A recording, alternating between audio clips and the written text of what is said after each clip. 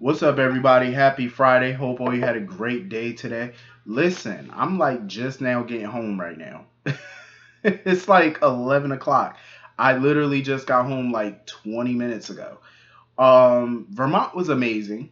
It really was so beautiful. Um, I enjoyed every bit of it. I really did. Now I'm ready for another trip, but I really want to go to New Orleans. That's where I really want to go. New Orleans, Atlanta, just a lot of places. Canada. I really want to go to a lot of different places. Um, I'm ready to travel more. Like I really am. It's like such a beautiful experience. Um, so yeah, I hope all you had a great day. So getting into this episode of GH, Nicholas was gaslighting the hell out of Elizabeth. I can't even say gaslighting her. He was manipulative, very manipulative. Um, when she questioned him about Hayden shooting, he really tried to lie to her and say, "Oh, I lied to you. I ain't had nothing to do with that." Then we get some made up, remade flashback of him telling her he loved her and that's why he lied to protect her. I'm like, Nicholas, stop lying to this girl. Like, stop lying. You are trying to cover your ass. And guess what? Your cover's blown. Some point or another, your name is, they're going to get evidence. They're going to get evidence on you. You're going to go down for this. He can try and manipulate all he wants to. You're going down. Sam was getting on my nerves a little bit because I'm like, Sam, you promised Sean that um you would help him find the shooter. Like you promised Sean that. Now it seems like she's trying to back out, talking about, oh, maybe we should just drop this and you should just live your life. No, Sam, you ain't backing out. If you want to back out, you know what? Deuces, you can back out. But Sean was like, hell no. He was like, I'm not giving up because I know that they hit some dead ends or whatever because he was trying to look for Hayden's mother, but he can't find her. Um, he's having a hard time locating Hayden's mother. And Sam mentioned to him how she spoke to Elizabeth and got nothing from Elizabeth, so she feels like they hit a dead end. I'm like, yeah, well, maybe y'all did hit a dead end, but maybe you need to come at this from another angle. Um, just come at it from another angle. You know what I mean? Like, just because you tried the first two times or whatever, fine, try another way. But trust me, do not give up on this case. It's going to be something to get y'all that proof that you need that Nicholas is behind this. And I'm baffled why the writers even kind of rewrote this. Because I'm like, Nick, it's a few people who knew that Nicholas really ordered the hit on Hayden back then. And Nicholas is just trying to sit there and play these little games talking about, oh, I had nothing to do with it.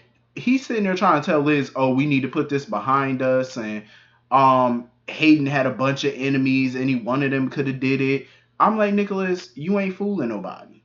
You're not fooling a damn person. You're about to get got, and it's coming sooner or later. Your karma is coming for you, and it's gonna bite you in the ass. And I hope Sean takes him down. I don't blame Sean. Like he was wrongfully wrong. You know, he was wrongfully convicted. You know, that man lost 5 years of his life for something he did not do. I don't blame him for wanting the truth because I feel like even if he tries to put it behind him and move on, I feel like it's gonna nag at Sean. It really is. It's going to just keep. It's like that little voice in your head telling you something ain't right. Like he just cannot rest until he gets closure on this. And I can't say that I blame him. You know, you lost a good chunk of time, not only building up your life, but you know, bonding with your son and stuff, and getting to see him go through medical school and all that. You missed out on a lot of that. You know, all because somebody decided to set you up. So I don't blame Sean. He was like, no, the hell with that. I gotta see this thing through. Um, he was like, I need to find who did this, and I don't blame him. So anyway, moving on from that. Spencer, he's another one. He was manipulating the hell out of Ava. He really was. I said, like father, like son, I see. Both Cass and I men manipulating women in one episode. I said, why am I not surprised? I did like Spencer and Ava scenes today, But Spencer came off so creepy. He was like a creepy crawler today. Like he really was. You know, like one of them little spiders that try to run up your arm. That's how he was today with Ava. Like he was so creepy. Like you ever seen that movie, The Paperboy? Back in 1994, I believe that movie came out. That's one of my favorite childhood movies, The Paperboy. That boy was creepy as shit, and that's what Spencer reminded me of, The Paperboy. Just batshit crazy in the head. I'm like, I see those Cassadine crazy genes are kicking in.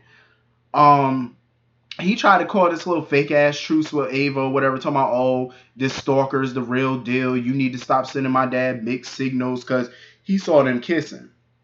But Ava kept reassuring him that their marriage is over or whatever, and she agreed to stay away from Nicholas. Because he was like, oh, this stalker is the real deal, and I want to protect my dad from himself, and, you know, coming up with all this foolishness. He was manipulating the hell out of Ava. And Ava was like, oh, I'll stay away from Nicholas. You know, she agreed to keep pushing Nicholas away. I'm like, no, Ava, you are playing into this boy's hand. And I hate seeing Ava, who's normally smarter than this, get played by this little boy. Like, you are letting this child play you. Like, I really hope Ava thinks back to all the conversations she's had with Spencer so far, and she pieces together the fact that he's the stalker. Like, Ava, you have to have some type of woman's intuition about this. Something nagging at you, telling you that this boy ain't right. You know, Spencer looked like he all smug and proud of himself because he think he got over on Ava. I'm like, Ava, get his ass together. Ava need to correct him. And I do mean correct him now. Like, she need to get in that boy ass. Because I done had enough of little Spencer. But, you know what? I'm not even surprised. Because Spencer is a Cassadine. So what he's doing is true Cassadine fashion. It's true to nature. Being a little manipulative little ass. That's what he's being. I guess, you know, Grandma Hella would be proud, I suppose. Just foolishness.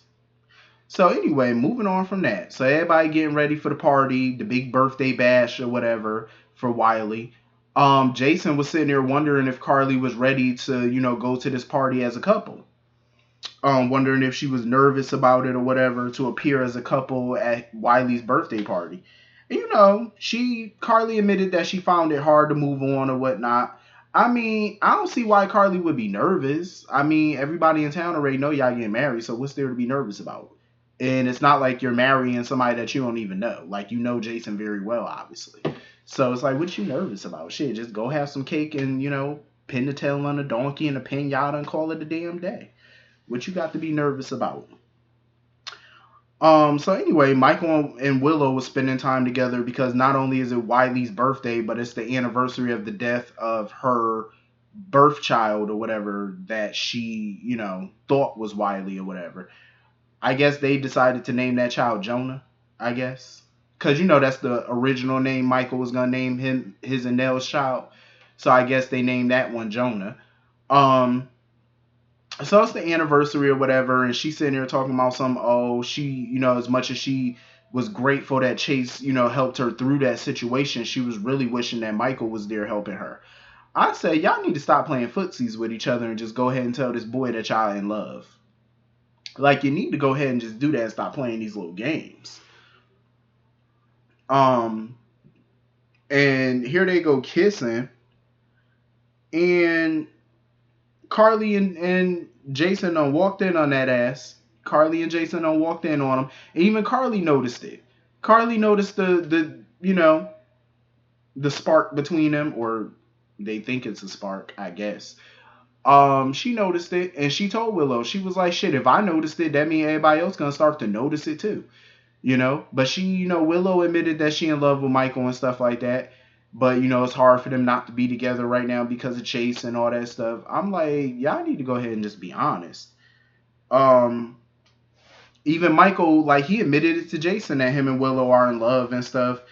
But, you know, she just would Chase until he get better. I'm like, this is going to end in some foolishness. I already know. Like, I feel bad for Chase. I really do.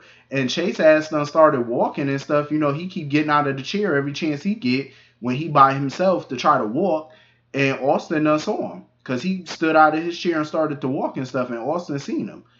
I was like, okay, so my guess is that Chase probably gonna start walking again, and fully get his walking capabilities back, and he probably gonna find out that Michael and Will are in love, and he probably gonna fake his injury and try to carry it out longer.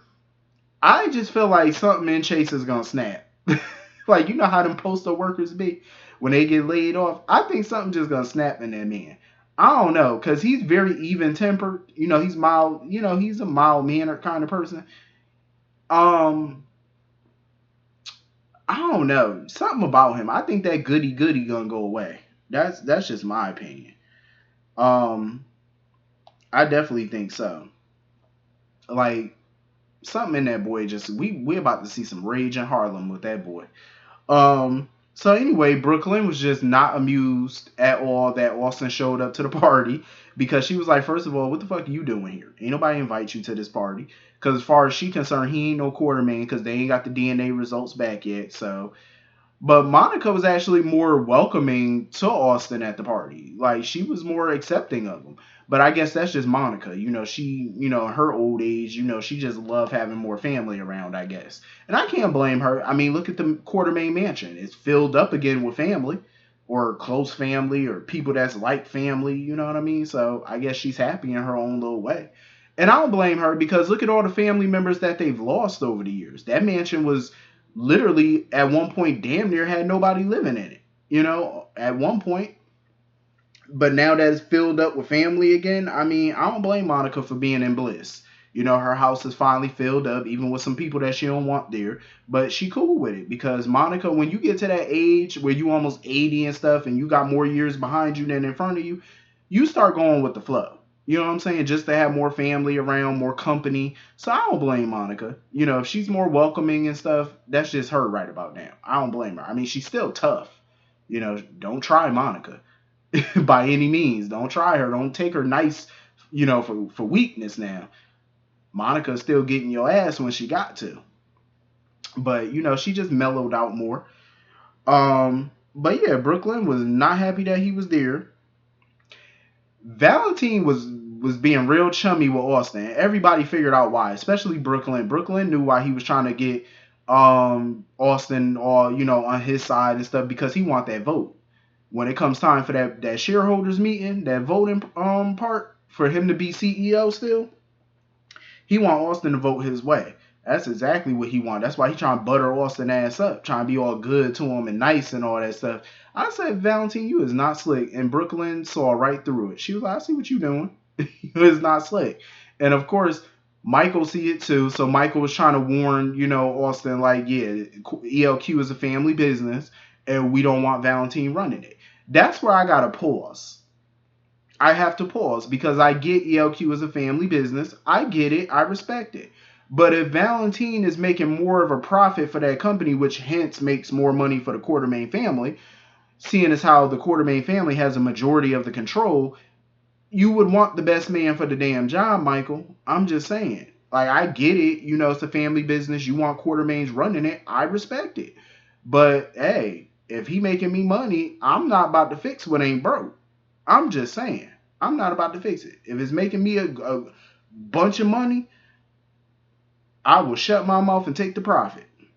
Now, when he slip up and fuck up, then we can vote his ass out. Until then, shut my mouth and count these coins and count these checks. That's what I'm going to do.